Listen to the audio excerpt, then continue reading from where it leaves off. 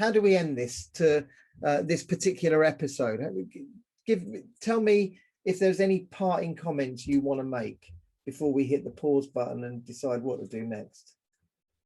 Yeah, I think there is. I was thinking of how to end the Recovery Stories book, and I thought that given the journey I've taken, if someone said to me, David, what were the 3 most important things you've learned on this journey?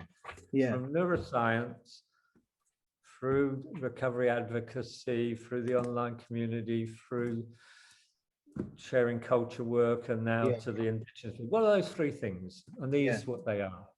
Number 1, these are not in any specific order. Yeah. Number 1, strength of human spirit. Yeah.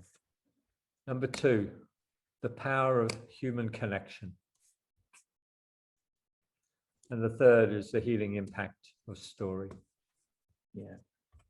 And I think it all comes down to, in fact, what wired in was right at the beginning. We saw it then. It's about empowerment and connection.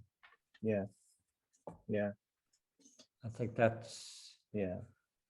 And I noticed I was reading Judith Herman's book on trauma, and she talks about empowerment and connection. Yeah. And safety. You've got to have safety before those. But I think those are the 3 things that I've been left with. So, yeah. So people like you who've shown such amazing human spirit. Yes, so amazing strength in your human spirit. You couldn't have done it without being connected. And your story, I'm saying yours, but any recovering person's story is very powerful for others, because you're a role model. And someone who's further back in their journey sees things that you have done and thinks, I'll try that. Yeah. And I remember that I've got this fantastic book by Bohart and Tallman for the American Psychological Society on self-healing. Yeah. And one of the things that practitioners need to do is to create an environment of learning. Yeah. It is about people learning at so many different, and that's something we should follow up with in a because often the treatment world, and certainly some of the treatment approaches are not about learning, they're about complying in many instances. You know, comply with the way we do things, and then they just become good at complying within that context, and the minute they're outside of that context, life becomes difficult because they have to make choices of their own. So learning is definitely the way to go.